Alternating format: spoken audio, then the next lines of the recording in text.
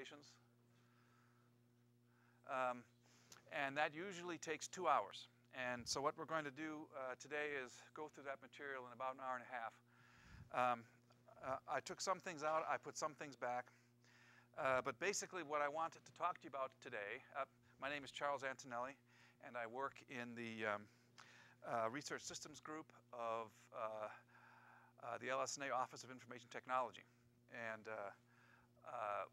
part of my role here is to work with users in my college who are trying to effectively use high-speed computing clusters, solve problems, etc. And so the other thing I do is these talks, which are very introductory in nature, but you need all this if you're going to be able to use the cluster. The cluster is a very powerful tool, but it has a very particular way that it wants you to interact with it. And if you don't do that, it will punish you in a number of ways. So I'm going to be talking about high-performance computing in general, not too much detail, because some of that was already presented this morning if you saw Ken's talk. I have one slide on other HPC resources available to you on campus. And then we'll move to Flux. We'll take a look at the architecture and then exactly how to use Flux. I have some labs for you to try. I've got accounts for all of you who asked for them. If you have not asked for an account to use Flux and you don't have one, and you'd like to be able to participate today, talk to Chris. Chris is sitting right here, and she can create an account for you in real time. So, and feel free to get up and move around. It's not static, right? Okay, so high-performance computing in general. So why do we have high-performance computing anyway? We have high-performance computing because the computers on your desks in front of you aren't fast enough. What you would really like is a machine that had several hundred processors and a terabyte of memory sitting on your desk that you could program. And if you could, you would not need anything like HPC in order to get your scientific work done. But something like that doesn't exist. And what we have built is a device that allows you to scale your computation tremendously as long as you manage to characterize your computation correctly and use the resources correctly. It is much cheaper to do your computation on a resource like Flux than it is to go out and to buy your own machine or to use existing mainframes or desktops or anything like that. It's much more scalable in that parallel algorithms inherently work better the more processors you throw at them. And you only really have to get with Flux what you need. If you have a calculation which needs 100 processors in order to run in less than a year, then you get 100 processors. If you only need 8 processors to achieve your calculation, I have plenty of users for whom that is enough, then all you need is to rent 8, as opposed to if you have your own hardware, it sits there, depreciating whether you use it or not. And it's a fact that the state of the art, all of the stuff you heard about in that room, well, actually, this room, about national resources for supercomputing, if you look at them, they all pretty much use the same infrastructure. It's a bunch of Linux workstations. They all run a batch, like one of 3 major batch scheduling systems. And the way that you use them is all the same. So a lot of this stuff has really become COTS technology, both in terms of hardware, software, and expertise, people who can run it for you. However, it's not a be-all and an end-all. There are some things that don't run well on a computing cluster. One of them is strictly serial applications that can't be parallelized in some embarrassingly parallel way. If you have a tightly coupled application, so you have pieces of your code that have to talk to each other all the time, that doesn't work so well because they have to talk to each other over networks in a high-speed computing cluster, and those networks, while they're fast, are nowhere near as fast as a processor is. If you have really, truly massive I/O requirements, I need a machine that can move a terabyte of data in several minutes. You aren't going to get that out of a computing cluster because it's a compute cluster. It's not an I/O cluster.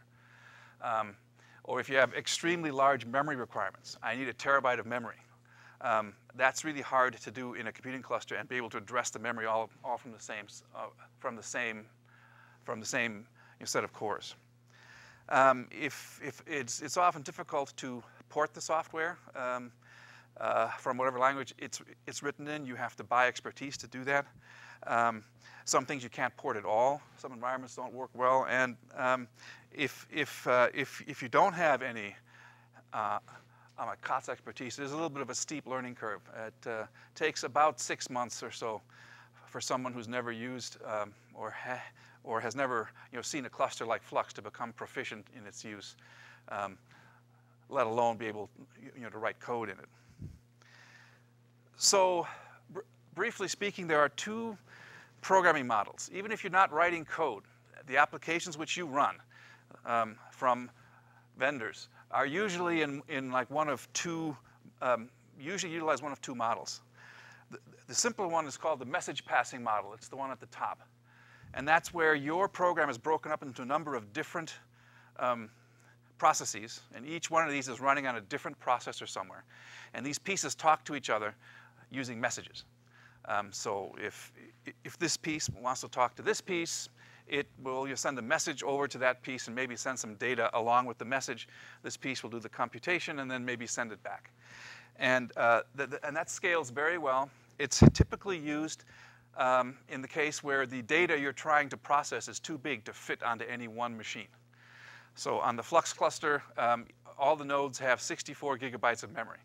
If your data doesn't fit into that amount of space, you have no choice but to break up your code so that it is put into 64 gigabyte chunks, and then you have pieces of your program talking to each other, exchanging your data and information about them.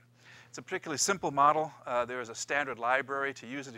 If you've heard the term MPI, Message Passing Interface, this is what it works in. You contrast that with the other model, which is typically called a multi-threaded model of programming, and here's where the data actually do fit into one node. And instead of passing messages back and forth, you have multiple what are called threads of execution running in the same program at the same time. Normally, like when you run a piece of software, like Windows, PowerPoint, you will have one processor running in there at once doing things. If you want to speed up that program, you simply have two processors running inside the same program at the same time, or maybe 3 or 4 or 5. This is fairly old technology. And it works really well. It speeds up things tremendously. The problem is that if you have multiple threads of execution in a single program, you have to be very careful that they don't step on each other, because they might be trying to access the same data at the same time. And that can lead to chaos. So there are ways of dealing with that, but it's more tricky programming than it is in the message passing case. The Flux cluster also supports this model directly. It's called fine-grained parallelism, and there's something called OpenMP, Open Multiprocessing, which is a way to, which is a library that you load when you compile your code. If you're using something like MATLAB, it already knows how to do this. So it's got this stuff built into it. You can run MATLAB on a node and have it use as many threads as possible. And for the truly adventurous, you can actually use both, right? You can speak MPI between program fragments, and each program fragment has like multiple threads in it. That's a lot of fun to debug, by the way. Lots of things are really good when you're talking about parallelization. Folding at home, where you're trying to discover like new ways for proteins to fold at a certain point, or the old RSA challenges, break this particular, to determine the mapping between a chunk and its RSA hash, and then good old password cracking. The point is, all of these are what are called embarrassingly parallel, because you can break up the job and give a piece to everybody. And they don't have to talk to each other. They just all go off and run. And you get near perfect scalability. If I throw n processors at this thing, it'll run n times as fast. And there are lots of problems like that. There are also, if you don't have that, then the next best thing is to have regular structures. That is, the data pieces all look the same. So each piece of data is at a fixed offset from every other piece of data, and every processor can automatically fall into lockstep and pick up the right data at the right time and drop it back down. So quicksort is a well-known example of that. That's like a divide and conquer thing where you want to sort a big list, so you divide it in half and you sort the two half lists, and then you break them in half until you get down to only one element. A nice example of how parallelism helps you is that here's an example of 9 nodes, and they're doing some calculation that a serial processor would take on the order of n squared. That is, as the problem size goes up, n is the size of the problem, like the number of things to sort or whatever. As the problem size goes up, the running time goes up as the square of the number of elements. That's not good, right? Because it goes up fast. If you could reduce that to order n, just the size of how many problems you have, that's a big, 81 is much bigger than 9, right? But 10,000 is much bigger than 100. So in this design here, you can see that data sort of flows to the right and down in here, which means that if you can imagine like new data being put into here every clock tick, the data goes like this way and this way. So it's like the data goes. So if it goes into that box up there on the left, at the next step, these 2 boxes on the diagonal get the data, and then these 3 get the data, and then these 2, and then this 1. So it takes 1, 2, 3, 4, 5 steps to get through these 9 elements. If you did it serially, it would take 9 steps to get through these 9 elements. So you've like reduced an n squared problem to an n problem, and with a large grid, it makes a whole lot of difference. Stuff that doesn't run well, as I said before, were serial algorithms.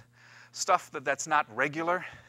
So like many people do things where they tile surfaces with structures that are not regular.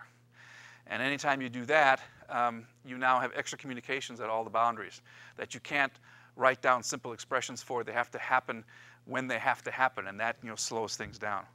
If you have typed a couple of algorithms, and in particular unbalanced algorithms, if you have algorithms where you farm a bunch of work out to a bunch of workers, if they all take more or less the same time to do their subpiece, then you get good good scalability. But if one guy hangs out and maybe takes 10 times as long as everybody else gets done and waits.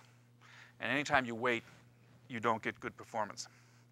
So Gene Amdahl came up with an equation a while ago that said, well, here's how much you can expect your code to speed up. If you have like a fraction, so code is divided into your serial part and parallel part, right? If you know like what the fraction of the code is which you can parallelize, and you speed it up by s, then overall you'll get that speed up. You're clear as mud, right? Okay, this might be better. So this is a graph of what's going on. So if you can imagine a perfectly parallelized algorithm is over here, where the amount of stuff that has to be done serially is like 0%, it's all parallel. So with 1,000 processes, 1024 processes, I could get like 1024 speed up. That's pretty good, right? Like embarrassingly parallel right here. Suppose you have 1% of your code is serial. It's not bad, right? Like 1% of your code has to be done serially. The other 99%, that's all parallel, right? Perfectly parallel on those 1024 processors. Well, you run that through the equation, and you figure out now you only get a 91 time speed up.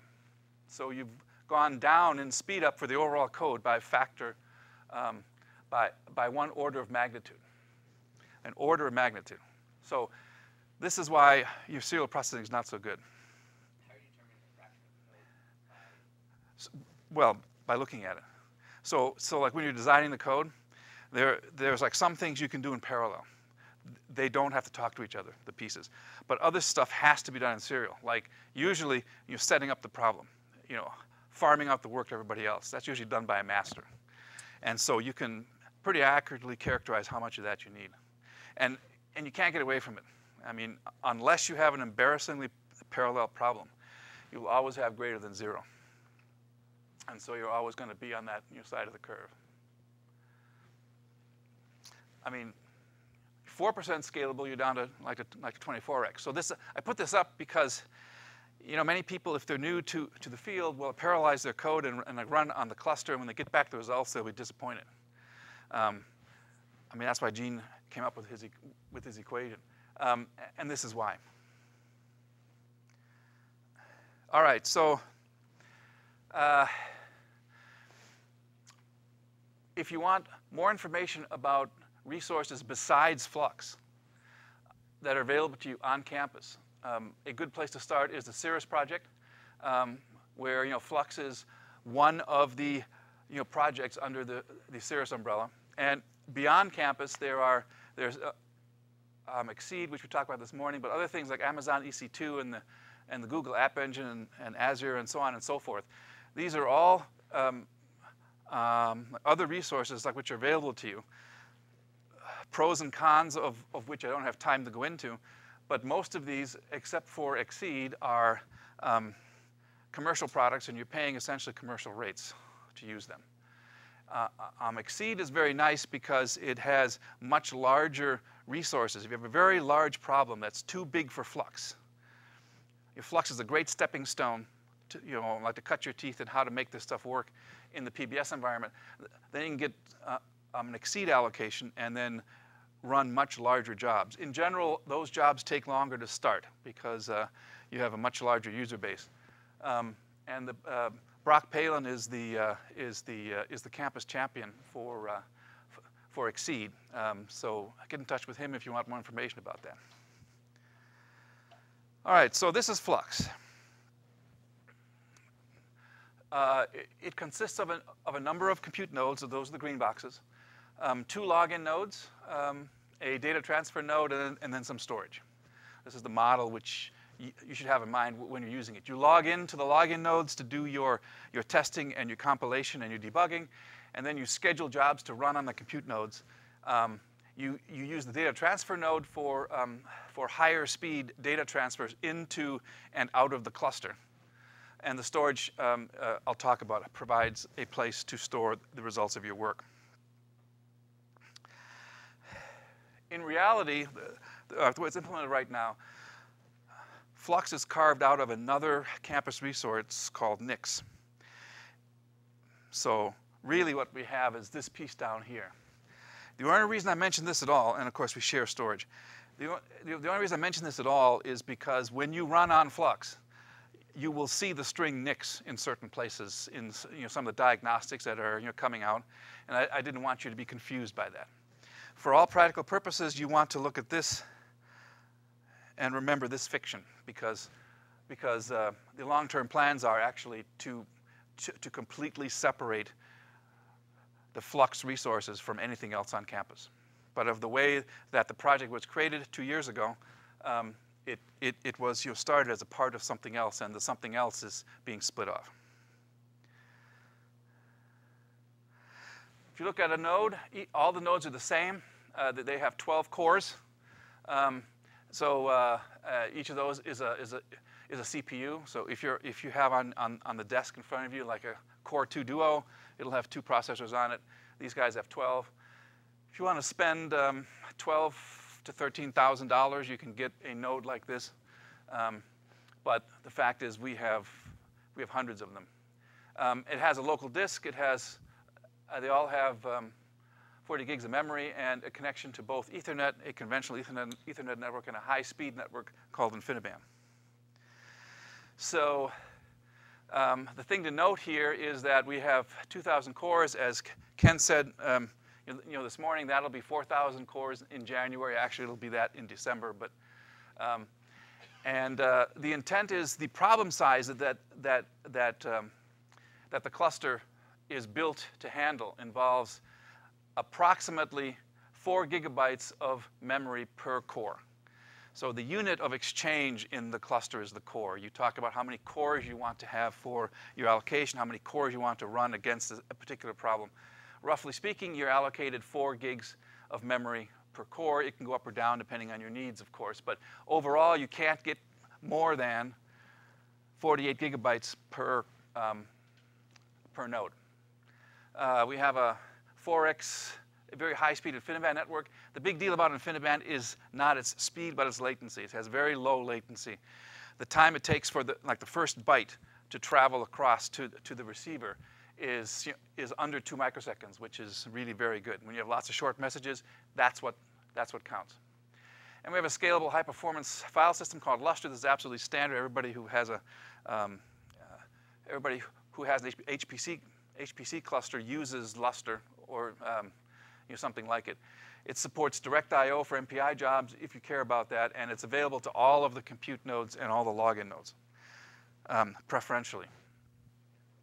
The software that's available is, if you're developing your own code, it supports both the GNU toolset, so GNU C, GNU C++, GNU Fortran are the big three that people use. You might be using it, you might not. We also have compilers from other places. So the Portland group has a set of compilers. So does Intel. The advantage of these compilers is that they do a much better job of compiling code against the Intel chipset, which is what is the CPU chipset in the cores in the cluster. But the big deal is that there's also a large set of licensed software that is provided free of charge. So for example, things like Abacus or Mathematica or MATLAB you may already be using. They're all available on the cluster. And there's a link here you can go to see what all the stuff that's available. There's a module command that you can use to easily switch between versions of the software that you want. I'll show you how to use that later.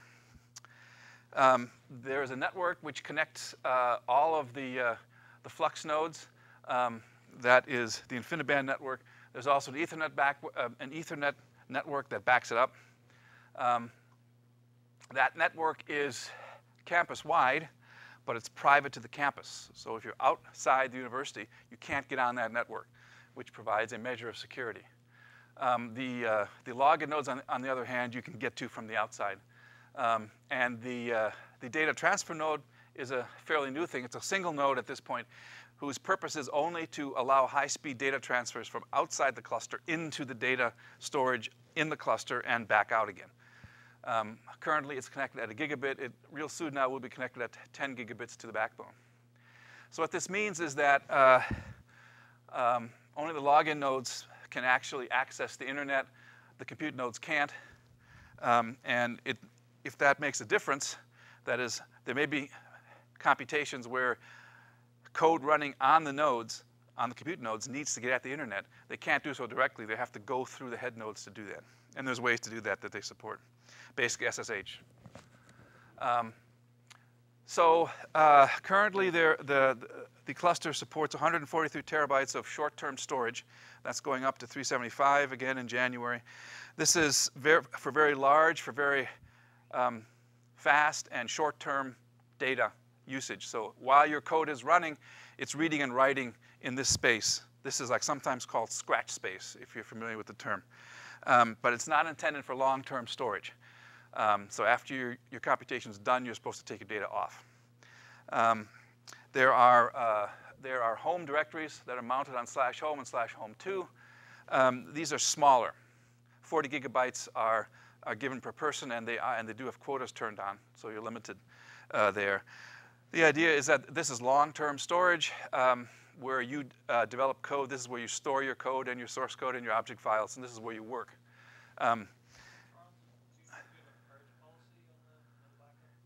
Yeah, currently the purge policy is that Brock sends you hate mail. Currently, and that's been working actually fairly well.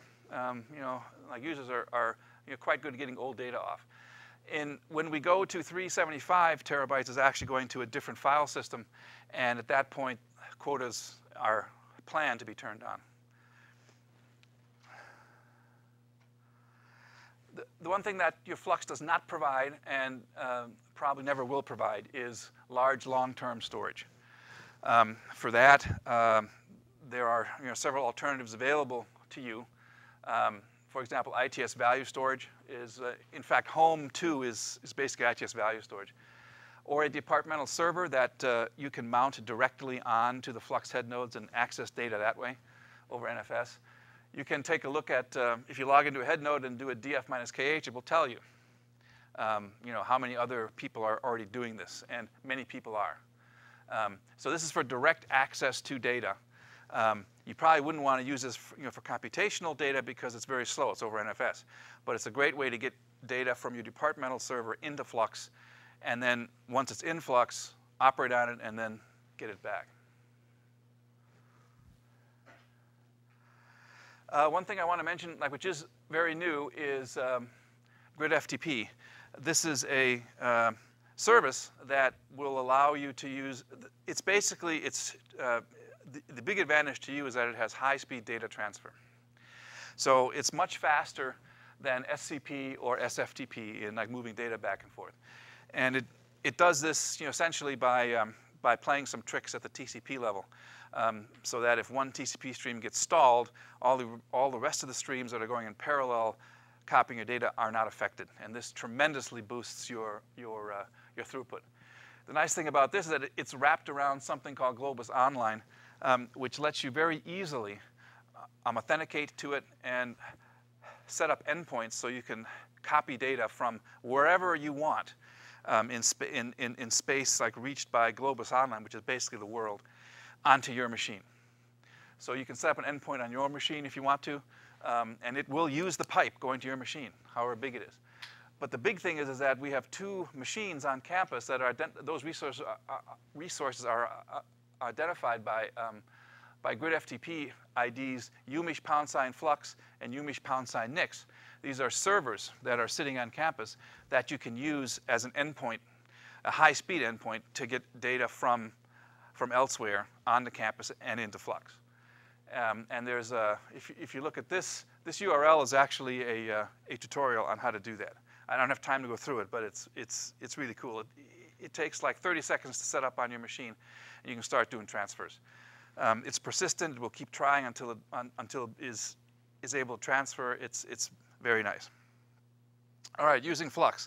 So in order to use Flux, you need 2 things. You need a Flux account. This is a traditional Unix account. This lets you log into the head nodes, do compiles, testing, a few test runs. It's OK to run your code on the login nodes as long as it isn't using too many resources. But once you want to do production runs, they have to happen on the compute nodes. And in order to use the compute nodes, you need a Flux allocation. This is the unit of computation which is charged for. The current rate is $18 per core per month. So you figure out how many cores you need, and you pay that much, and you get the use of that many cores for the next month. It's discounted currently to $11.20. That's going to end July 1 of next year. And if you need an allocation, just you send email to this. This is the general help number, by the way. Everybody, including me, sees this and can help you. It's sort of the focal point. And as Ken mentioned, the model is that you can rent as little as 1 core a month, or we have some users who are using 200, 300 cores a month. There is an alternative to this called Flux on Demand, which we're experimenting with still, which is if you don't like a static allocation because you may only use a large number of cores for maybe a day or 2, and then for the rest of the month you're not doing anything, cheap as it is, the fact that you paid for a resource and aren't using it is very visible. So there's something called Flux on Demand. This allows burst usage patterns because you're only paying for the cores you use. The cons are that you're limited to 50 cores and only to overall and 25 cores per person. So logging into Flux. So if the simple way to do that is to get onto a campus network and type SSH flux-login.ng-edu. Firewalls will restrict that access. So if you're on a wired network on campus, you're fine. If not, you can use VPN, which is easy to do these days, and establish a VPN connection to the university, and then you can directly connect to the login nodes. Or you can SSH to an ITS login node, login.its.umich.edu, excuse me, login.itd.umich.edu, And then from there, SSH into the Flux login nodes. It all works. So let's try that, just to get started. So I have a window here. I'm going to make it a little bit bigger so you can see it. And so this is just a plain window. If I type SSH flux-login.engine.umich.edu, so I've just logged in because I'm using SSH certificates. What you will get at this point when you do this is a login password request. You type in your Kerberos password. If you don't have a login account, this won't work. And so you should see Chris to get one.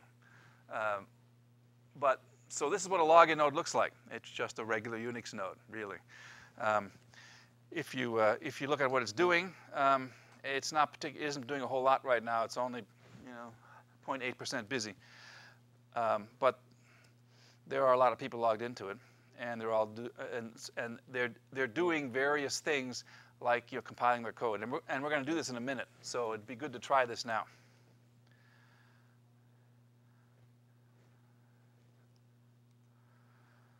Let me just at this point take here's where you would go to get the slides.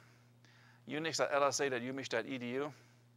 You'll get to here, and there's on the sidebar CI days. If you go to like CI days, you got either PowerPoint or PDF right here that you can grab.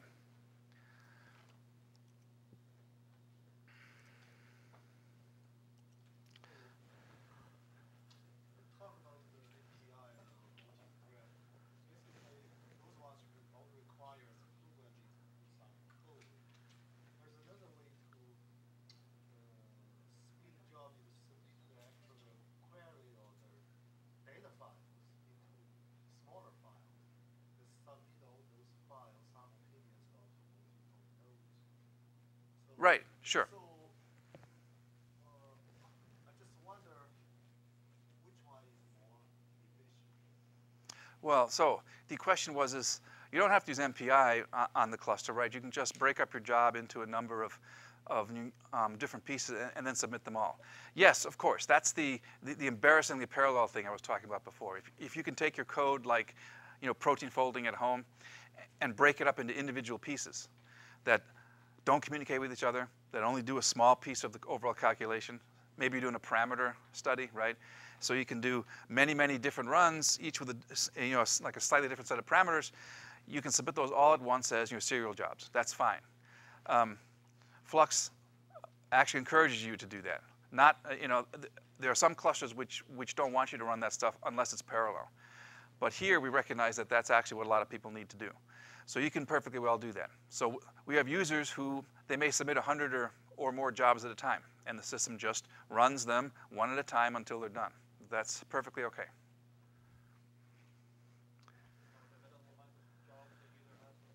Well, yeah, there is. So if you get over 1,000, then people start getting anxious. You might get some email saying what's going on. But in general, many people use scripts to generate dozens or hundreds of jobs at once, and I'll submit them. You can also use some of the scheduling tools available. So you can, for example, run a job, and that job, when it's done, can schedule the next job. We allow QSub, which is the tool that's used to schedule a job, to be issued by a job itself. Not everybody does that either. So you can create quite complex scheduling topologies with this. So I have a job that's running, and it will do some work, and then it will schedule itself for an hour in the future, and it's been doing that since November.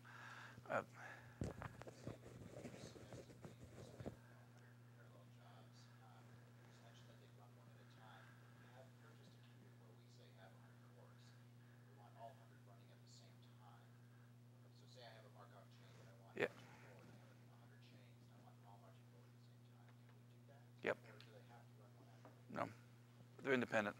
So I must have misspoken. Yeah. So if you've got 100 cores like in your allocation, and you submit 100 jobs, then all those jobs will run in parallel. Now, it's time. It's no, it's. I was just getting to that.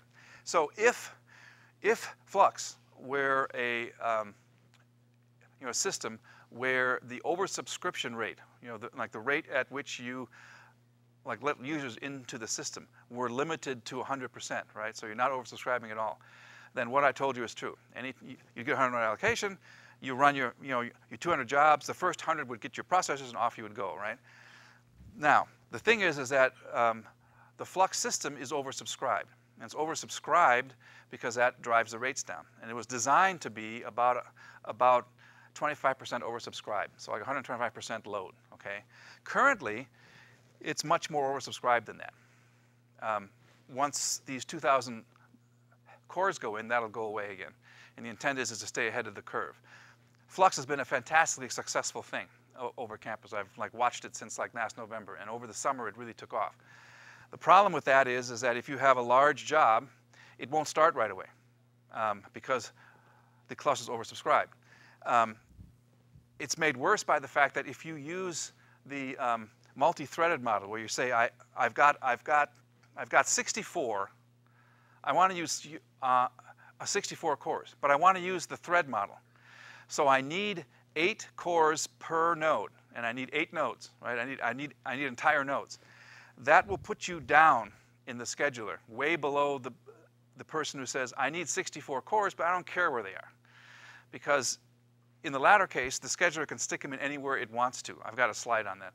Whereas if you're asking for whole nodes, you have to wait for those nodes to clear. Then you have to reserve them. And so it means that you may wait several hours before your job starts. Once the oversubscription goes away, this will be much better. It won't be a problem anymore, is the idea. Modules, real quick. If you log in and say module list, you will get a list of whatever modules, whatever software modules you have. Very briefly, and you can do this yourselves, if you say module list,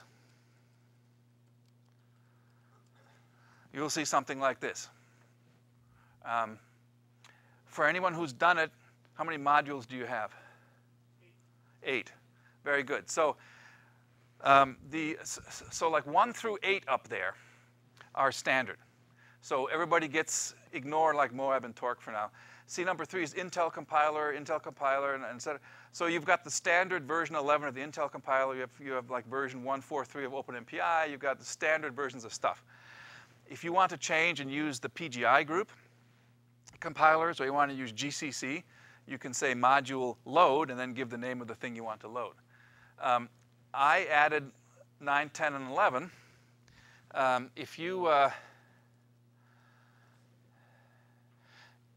I have a directory called private modules in my home directory. You probably don't.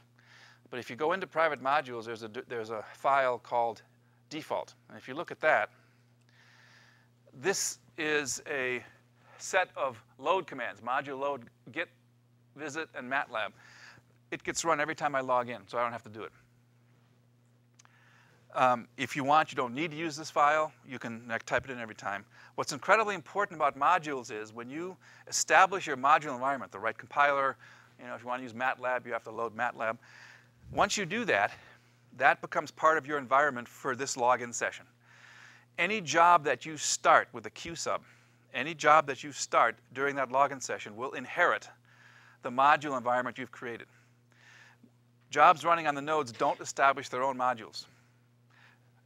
That has to happen beforehand, and that sometimes messes up new users. You also need to use a special flag called -V. You'll talk about that. Okay, so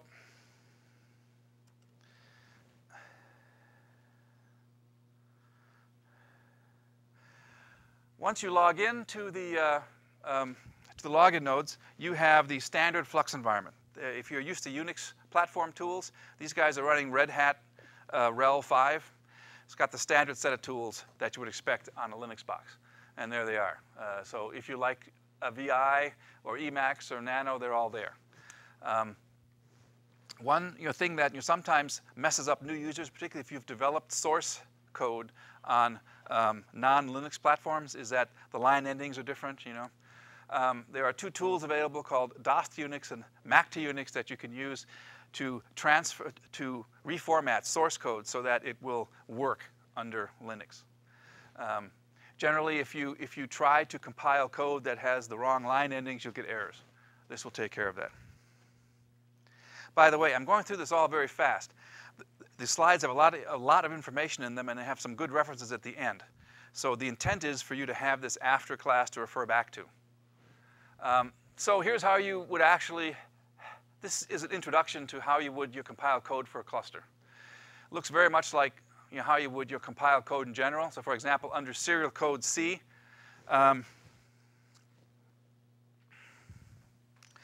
I should try this. I haven't tried this in a long time, so it may not work.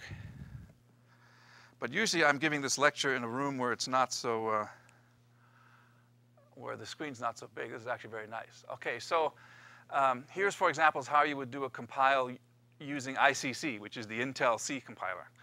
And first thing you notice is that there's a bunch of different flags here that you probably have no idea what they mean. I didn't either when I got started. But they're important to use. And the reason I mention it is because stuff like this matters when you're doing long-running code. So let me tell you a little bit about no prec div. Okay, so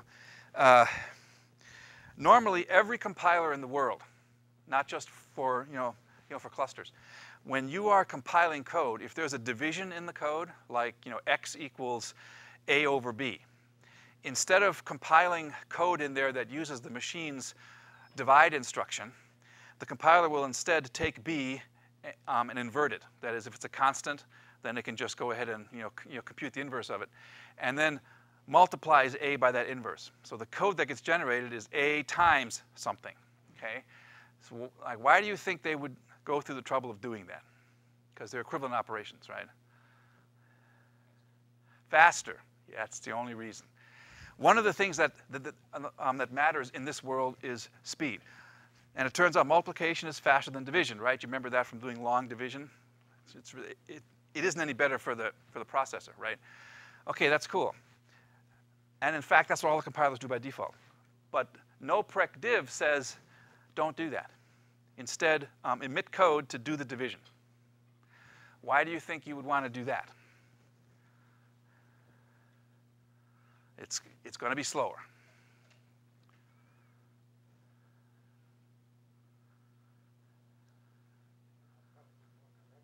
Because it's more accurate. So the other thing you have to worry about in this world is accuracy. If you add 1 and 1 and get 2, well, actually, if you add like 1/10 and 1/10 on any processor, you'll get 2/10, right? If you add like 1/10 to itself 100 million times, you won't get 10 million. You'll get 9,999,000 something, because it's a small inaccuracy, and that will balloon as you keep adding these inaccurate numbers, right? The same thing happens with that inversion process. When you invert that number, you will get an accurate inversion, but now the calculation isn't what the programmer wanted. Now you're doing a multiply where the programmer thought there was a divide happening. And it turns out when you're writing high precision code for computing clusters, you have to order your operations. So you do a multiply and then a divide and a multiply and then a divide so that you keep the magnitudes the same. Well, now you've messed it up. It only will be a little bit of a difference at the end, but it will destroy what you're doing. So you've got to understand this stuff, and the programmers you hire, if you're using programmers, had better know this stuff. If not, Brock knows that stuff and I do, and so we can help you out with that. But this is how you use it. By the way, if anybody has questions as before, just please ask them. Okay, time for lab 1. This is probably best read on your own laptops. But what we're going to do is to compile 2 programs and run them, okay? Actually 3. The first 2 are just plain old serial programs. And the last one is an actual MPI program that will run using the MPI library. So let's try this out. And I've created the slides so that you can just cut and paste. So you can copy the yellow lines into your login window.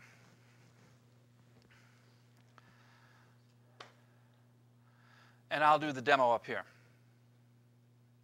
So at this point, you can't read this anymore, really, right? You can't read that back there, right? So you'll have to use your own. They did give me another monitor, but you can't read that either, so I'm not using it.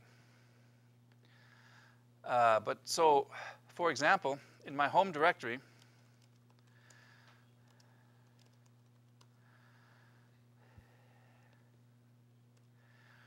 I am going to just grab these 4 lines, copy them, and paste them in here.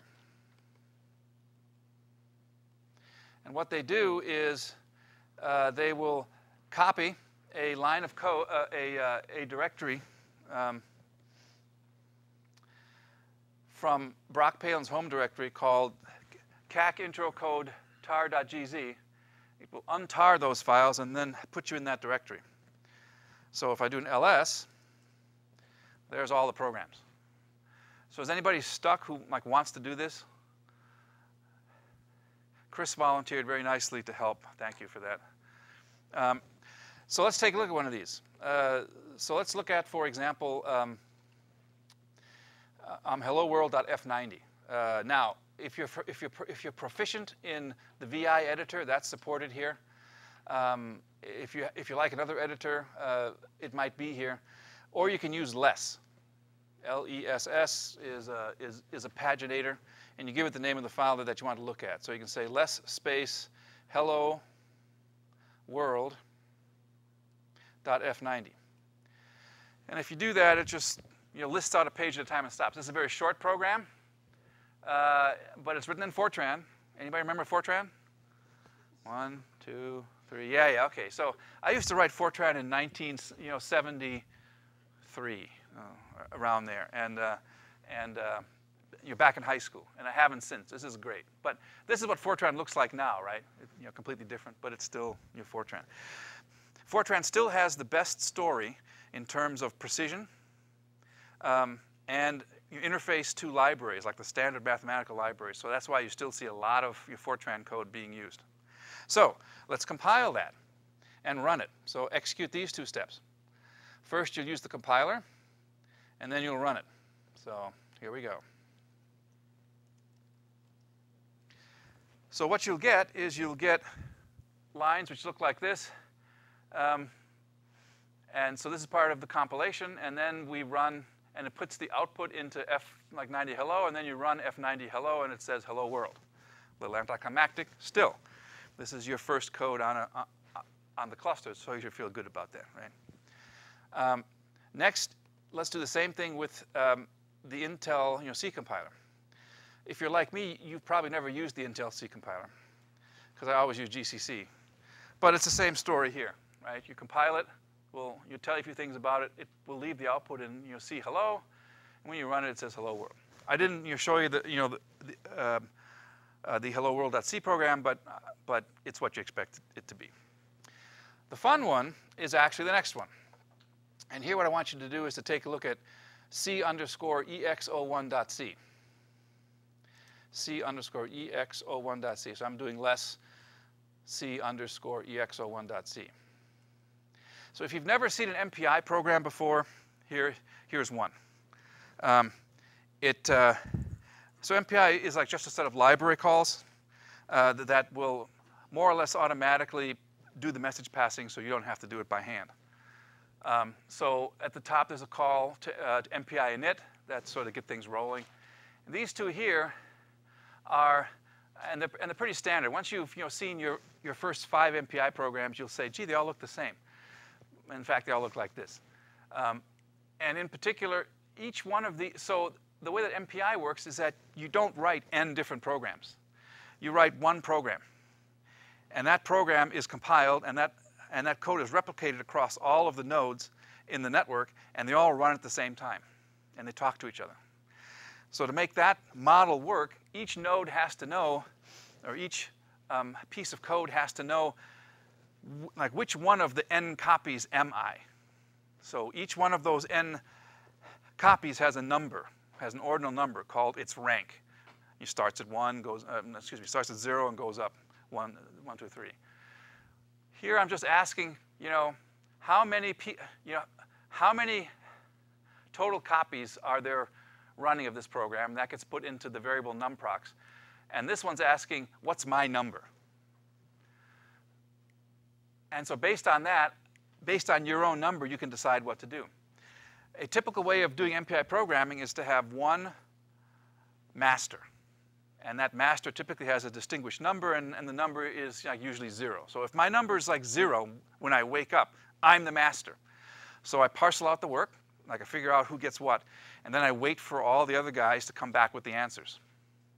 And when the answers come back, I present them, and then I'm done. If my number is not 0, I'm not the master. I wake up with a number like 3. I'm a worker. So a worker waits to get work from the master, and once the worker has the worker does it, and then gives it back to the master, and then in a well-written program goes back to ask for more work. That's how it works. It's really simple. So that's what this is doing. So here, source is 0, so I'm asking here, am I the master?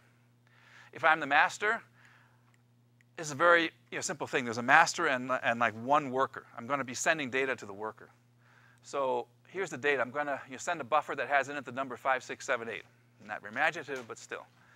MPI send is the call which says, send the message. And I want to send the message to the destination. Ignore the other stuff. The destination is the other guy. He's 1, okay? And that's all the master does. Otherwise, and remember, it's the same code that's running.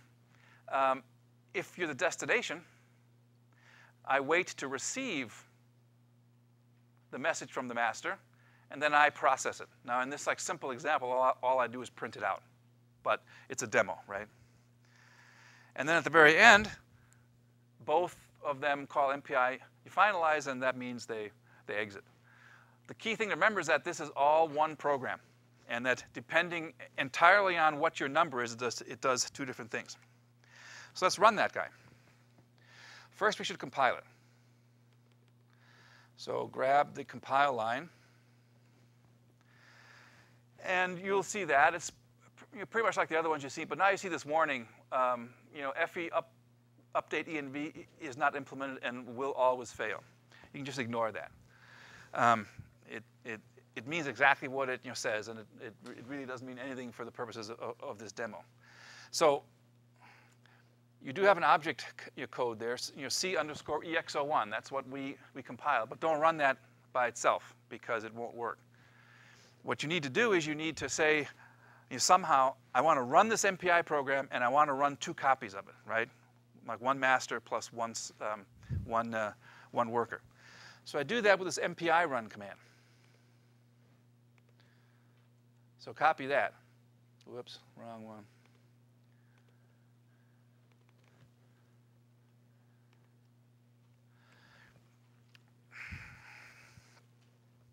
So MPI run is a command which says,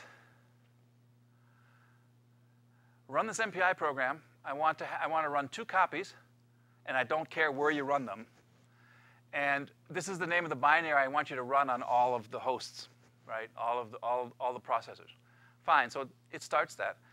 You see this warning up here, which basically says I can't talk to that fancy high-speed network system that I was talking about earlier. Can't do it.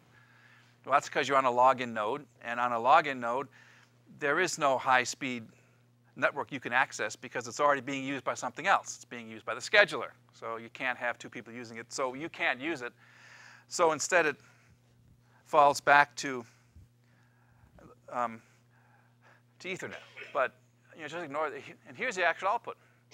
This was output by processor 0, and this was output by processor 1. If you go back and look at the code, you'll see it worked perfectly well. And then at the end here, there's some more stuff while it's doing cleanup, where it again noticed it couldn't talk to the IB stuff, to the InfiniBand stuff. And that's all there is to it. Of course, your real programs are going to be more involved in this, but in general, at bottom, you're doing this. Now, we haven't yet done anything with the queuing system, but that's next.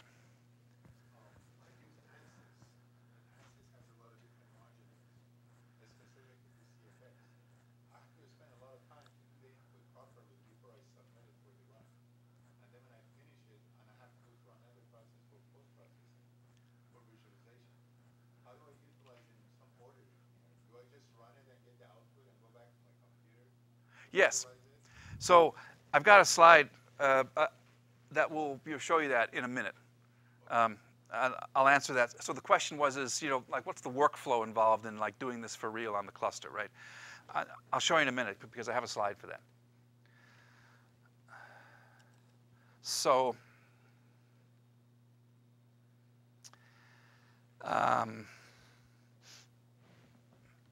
so last thing I want to mention is that instead of typing those awful arguments, no prec div, whatever, you can use a makefile. If you don't know what a makefile is, it's a way of automatically setting up a compile so that you don't have to recompile everything every time you make one little change somewhere. And the important thing is that the code that was in that compressed tar file has a makefile in it. So you can make everything that's in the examples by just saying make. Or if you just want to make C_EXO1, it will make it, just that piece. If you want to get rid of all the objects, you can say make clean. And if you want to do really fast compiles, you can say make -J8. And that means do the compiles 8-way parallel. So you can also do your compiles in parallel as opposed to just your runs. Now this is happening on the head node, okay? So the head node is more of a restrictive resource. But so for example, at this point I can say make C_EXO1. And it says, well, it's up to date, right? Because you already compiled it. So it is smart enough to realize that the source file hasn't changed. And because the source file hasn't changed, it doesn't have to remake the object, right? If I do a make clean, that just gets rid of all the objects. Now if I do another make C_EXO1, it will actually do the compile, just like before. And if I do another make clean, and then just say make, well, it will make everything. And you don't have to worry about it. It will do it all the way up until it's done. And if you want it to run faster, you can run -J8. And if you do any type of code development, your grad students know all about this by now. But it's a very nice way of doing that. And it's all done now. And if you look, all the objects are created. It's really very nice. So let's look at how you actually schedule stuff. Whoops.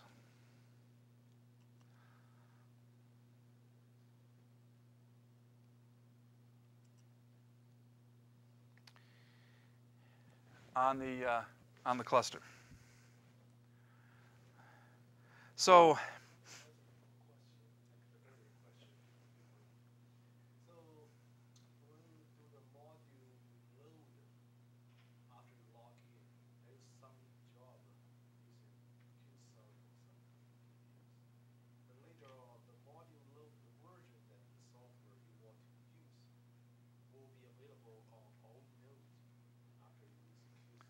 right. You don't really have to include this in your PBS scripts to module load. Right. So the question was, so the question was, after you do the module command and establish the right environment on the head node, you don't really have to do that over again on the compute nodes because it will be established based on what you did on the head node, and the answer is yes. In fact, if you put into your scripts module commands, they won't run because the module command is not available on the nodes, on the compute nodes, just on the head node. Now, in order to make that work, you have to use the -V flag. I'll talk about that in a minute again. But so how do you get this stuff to run? You don't want to sit down and do MPI run commands all day, right? Because that's not a good use of your time, nor does the system know how to balance the load that way. So all of these systems use some type of a batch system to queue up requests and then parcel them out as the load dictates. And the one that we use in Flux is called PBS. It stands for Portable Batch System. It was invented a long time ago at a national lab whose name I forget. But since then, it's been re-implemented a number of times. We use the Torque implementation of that, which is freely available. And Torque the Torque implementation PBS comes with its own system for handling the jobs, queuing jobs, dequeuing them, managing all that stuff, and also has its own built-in scheduler for when to schedule and like run the jobs on the compute nodes. But Torque is designed so you can drop in any other scheduler you want to. And the one that we use is called Moab, which is another standard scheduler that everybody uses. This one's a commercial product, so you actually have to pay money for it, but it's worth it. I'll tell you why later. But they work together to control access to the nodes.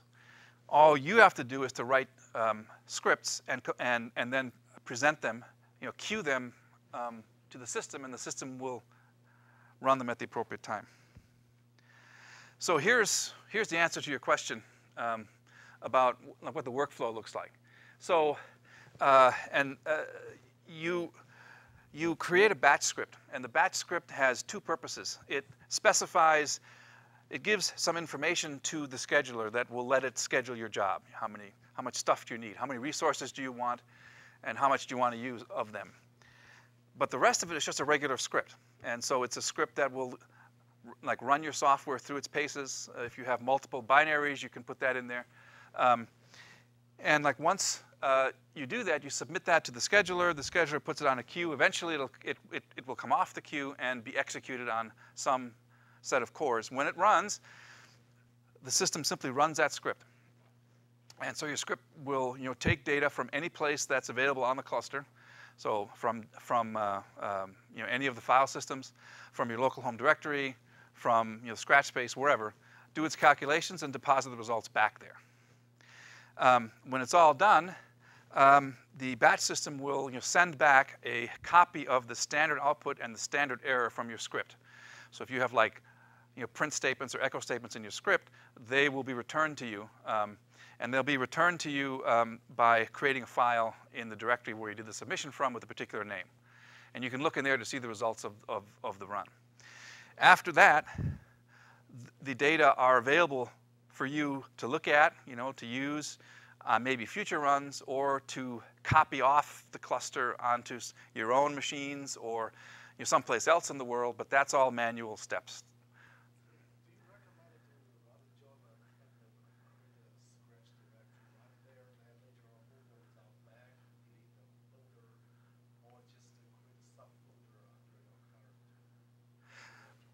So the question was, do you recommend creating scratch space on your in your home directory? Is that right? Yeah. Okay. So on your head node. So the answer there is no, not really. So the place to create large amounts of data is in the scratch file system. Every user, when your ID gets created, you will have a directory that's there in the scratch file system. It's not your home directory, it's another directory. It can be, for example, /scratch/ CJA. And that directory is the one you should use. And yes, when you're done doing your computation, then you can copy data. You can get on the head node, get at that file system, and then you copy it somewhere else, perhaps using the FTP data transfer node to wherever you want. So I'm just wondering, in that case, it may be faster. Not do lots of access file.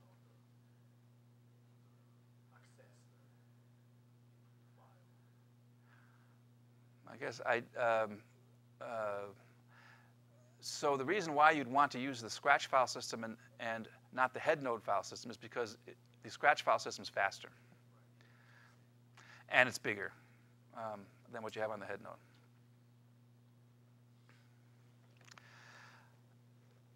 node. After your job completes, sometime afterwards it will disappear, so don't waste your time looking for it. And if you set things up appropriately, the scheduler will send you email when your job starts, when your job finishes, and if it has an error while it's running. That's the extent of the interface you have to your running code with Torque. Did that answer your question? Okay. So here's a sample script. So that F90 hello code we ran, this is how you would run that using the scheduler. And there's a whole bunch of stuff there, okay? I'm going to go through that in a minute, but basically at the very top, all the things which start out #PBS are directives to the PBS scheduler. So they will tell you things like, see what says PBS minus Q Flux? That means submit this to the Flux queue. Where it says minus MABE, that means I want mail when the job begins, when it ends, and when it aborts, and so on and so forth. I want one processor. I'm only going to run for 5 minutes, and minus A and quas are what allocation do you want to run against. So that basically tells the scheduler everything about your job, so it knows how to schedule it. Once it runs, all this stuff down here gets executed. In this case, it does only two things. It changes directory to a variable called $PBS underscore O underscore workdir, and then it runs .f90 hello. PBS O, like workdir, is an example of an environmental variable that gets set when you submit a job. And there's a whole bunch of them. But this one in particular is available, and they're all available to the running script. That one in particular is set equal to the directory in which you did the qsub command. So it's an easy way to get back to the same directory where you were when you submitted your job.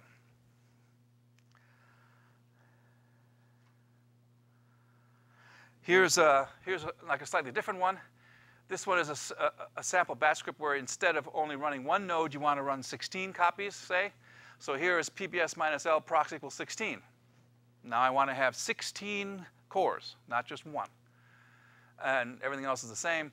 And then down here, I have a cat command that basically that variable PBS underscore node file is a variable which points to a file name where if you list the contents of the file, it will show you the nodes that your job ran on. Because I asked for 16 cores. The system is free to put the scheduler is free to put those on any machines in the cluster. So the odds are is that you might end up on, it's possible that each one of those cores is on a different node. So you might get 16 different nodes in this file. More than likely, you might find 4 of them on this node and 12 of them on that node, and so there'll only be 2 in the file. And then, again, you're changing directory to where you submitted to, and then you do the MPI run command, just like we did before. Except now you don't have to say minus NP2, or in this case, minus NP16, because we know about it. You already said 16 up there, so you don't have to repeat it down here. If you want to have some fun, say MPI run minus N and give it a value that's different from the 16 up there. It won't work well. And there are a number of things which you can do to shoot yourself in the foot. And I'm just pointing out that's one of them. The commands you're using all the time are qsub and the name of the script file to submit a job, qstat minus U and your username that will tell you what the state of your job is, and you'll get something like this out. If the cluster's very busy, your job will stay in the queue state. The very last thing is a letter, and so Q means queued, R means running, C means completed. And it gives you an identifier each time you queue up a job. You get an identifier that's unique. This is it right here. It gives you the username, the queue it's in, the job name you give it, and there's a way to do that. In this case, you're asking for one node and one core, and you want 5 minutes. If your job is running, if this is an R, this number changes to how many minutes you've used so far, so you know how much to go. And then if you want to delete a job, you say qdel. You can delete a job any time before it finishes. So if it's queued up, it will never run. If it's running, it'll get interrupted. And that's that. So let's try lab 2. Every one of you has been empowered to run jobs against the Flux training underscore Flux allocation for today and tomorrow. So you should go in. So first, go in and make C underscore EX05. This is another example piece of code. This one uses scatter gather. So it's another MPI program, but it uses scatter gather. It gives a bunch of data out, but it does so in a regular pattern. Remember how I said regular patterns are what you want in MPI, in parallel code? So imagine a long vector. that like vector is divided up into n-sized chunks. The first worker gets the first chunk, the second worker gets the second chunk. It's all very regular. That's what scatter does, and gather does the same thing back to the master at the end. And all it does is keep adding up a number, okay? So like once you like make this code, you then have to edit the run file. So there's a script. Change the PBS-M email address to your own, because otherwise you'll send email to Brock and he won't be happy. And then change PBS-A and PBS-L allocation names to that, Flux trading _ Flux. If you have your own allocation already, you can, of course, use that, either one. And then submit your job with Q sub run.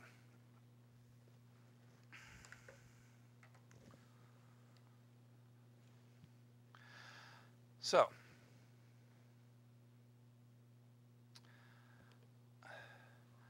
first we'll grab this stuff. And we'll go over here.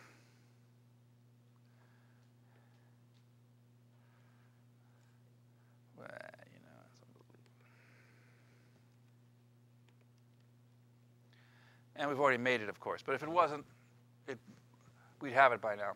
So let's take a look at this run file. So if you can say vi run or whatever your favorite editor is, this is what your command file looks like, your batch file. So at the very top, it says, there's the name, PBS trial.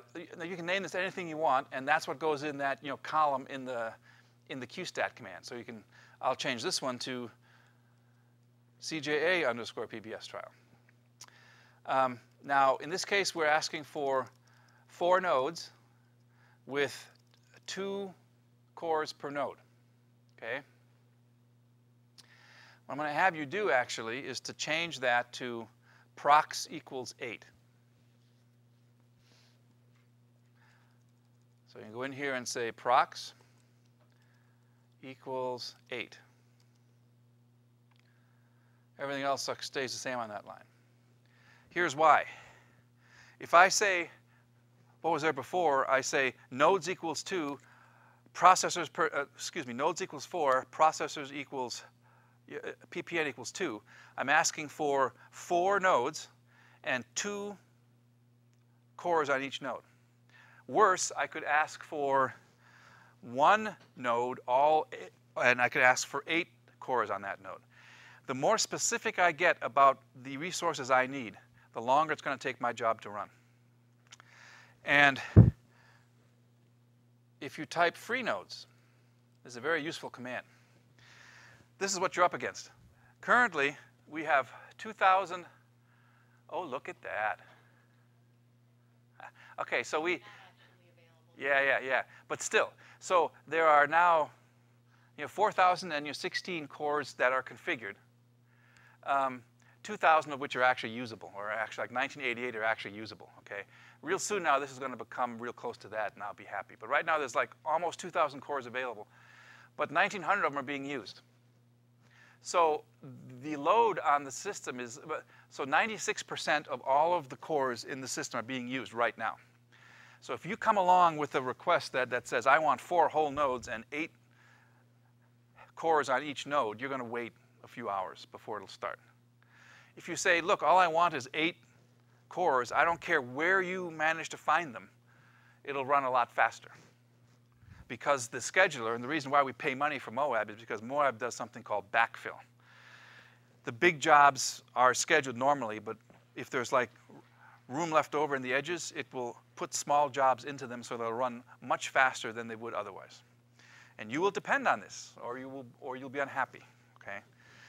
So let's get back to run. So that's why I changed this to prox equals 8, because I don't care where they run. PBS minus cap V, very important. This is what copies your environment, and that's what you were asking about over there. This is what copies your environment when you run. If you leave this out, your code won't work at all, and it'll be hard to figure out why. So you have to put it in, and there's no help to you. You just have to remember to do it. Here is where you want to change the mail to your own address. I'm going to change it to mine. We want the Flux queue. Here's where we want to change this to Flux training. Undo. Change the hell. Undo. and here as well. Note 2, these two things, minus A flux training and minus L quas equals flux training, they have to be the same string. Again, there's no help. If you have like one be one thing and one be the other, your code will never run. The scheduler will never start it. It will never tell you why. You'll never know. It just will never start. And then you send messages to the help desk, and they say, oh, that's because these aren't the same. So, and that's just how it is. All right, and the rest of it's the same. It's going to say I ran on your host name. Host name, it will list out the files it ran on, and then we'll do the MPI run. So you simply say qsub run. That's how you submit your jobs. And it says, yep, there's my number, 6723634. You can now say qstat minus u, whatever your username is. And you'll see here, you will have one. You'll have the one on the bottom. See, it's queued up, ready to run. It's not running yet. I have another one here called fetchy. That's a part of my production code that's running. And it's in wait state. That's because it will run at 3 o'clock. But this is the one you want. If you want to find out more information about a given job, you can say check job, and then the name of the job. Sorry, the number, 6723634. Sometimes when you type a command like this, it will take a while to run. That's not a problem. What is a problem is that there are several commands like qstat. Generally, if they start with a Q, you'll be talking to torque. If they don't start with a Q, like check job, you'll be talking to Moab.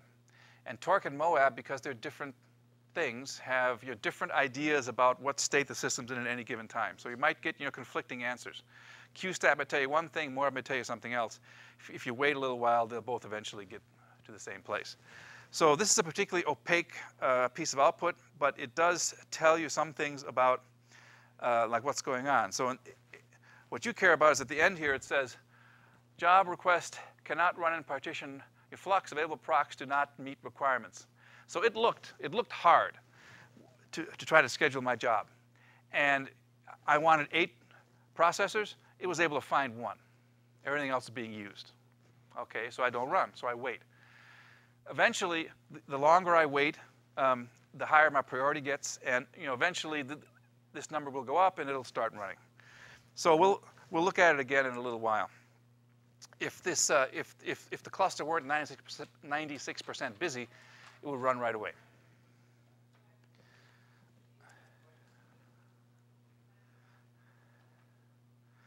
So here's a big list of the attributes. You can say man qsub. This is the standard way in Linux of getting information about things. And it will tell you all about what those arguments mean. The ones you showed you are the ones you want. But if you say man qsub, you'll get a big long list of like what the command is, a list of all those variables I talked about, PBSO underscore, and these are all the variables like which are defined for your running script. And then a list of all the options that you have. There are lots of them. You can have your script start at a particular time, like what account you run under, how long it should run, and so on. And there's a whole lot of stuff. Like here are the mail options. Usually you'll want ABE, unless after your job is well debugged and you no longer care to get an email message for every 10,000 jobs each one of those starts. You can change it to just -MA. That means only tell me about failures. And so on and so forth. There's lots and lots of stuff. I teach a class, by the way, called HPC 101, which is very much like this class. But I also teach, thank you, I also teach HPC 201, where we do a lot of advanced stuff, where you get to understand what all this stuff means. But for right now, you have everything you need. And I've been told I have 5 minutes. So,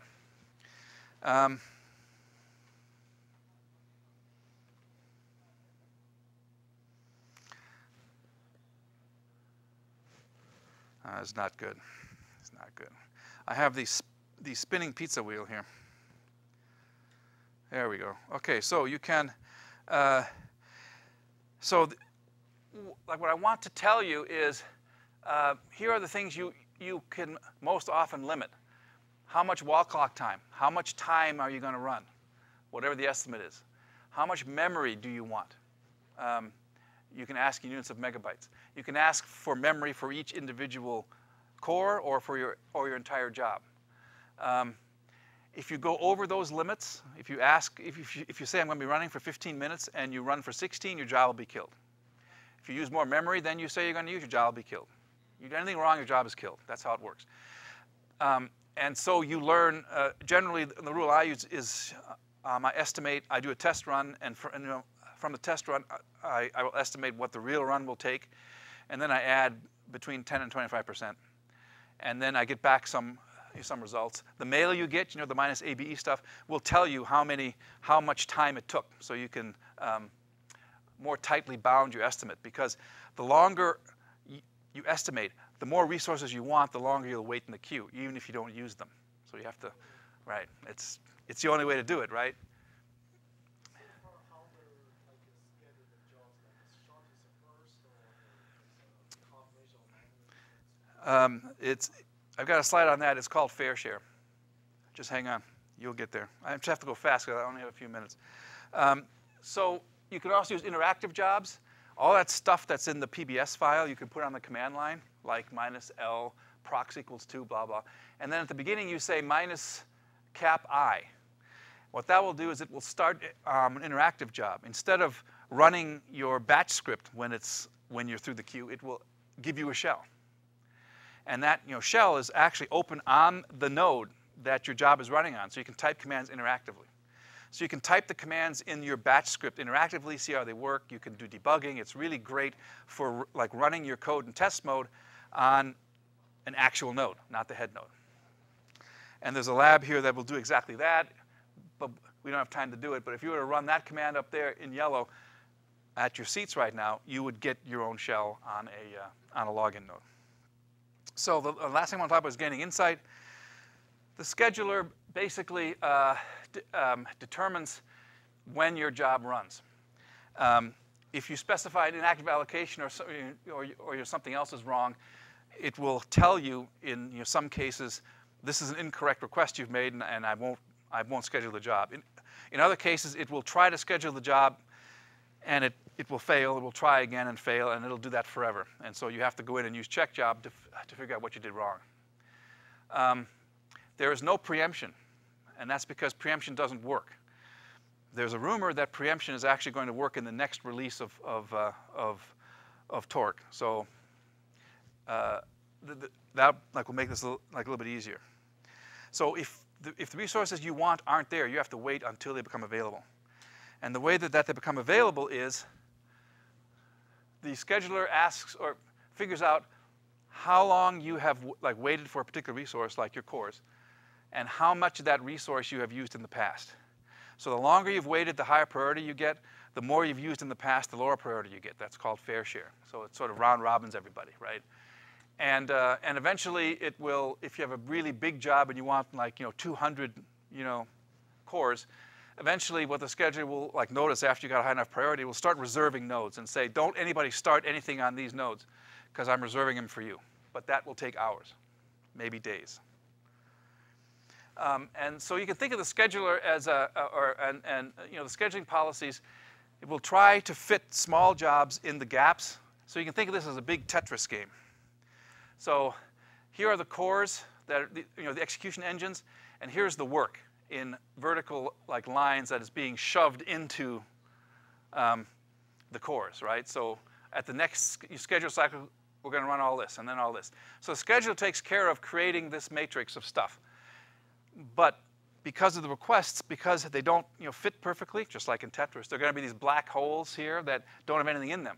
So when you're ready to run this guy, there's an empty slot here. You're not going to use this core.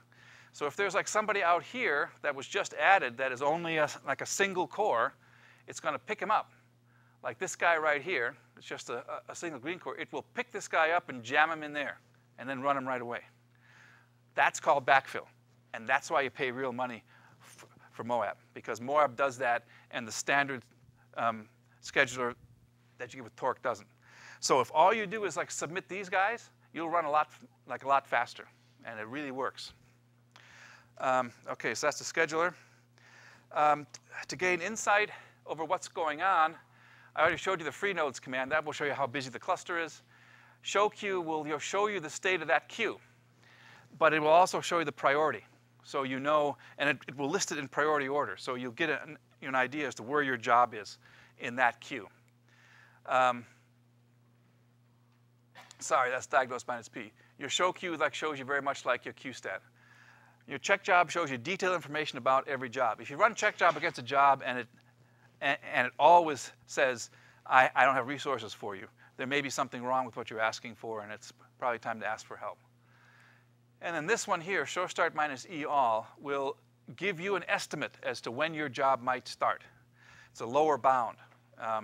It will give you 3 numbers. Take the minimum value of those 3 numbers and you'll be sort of okay. But it's still only an estimate.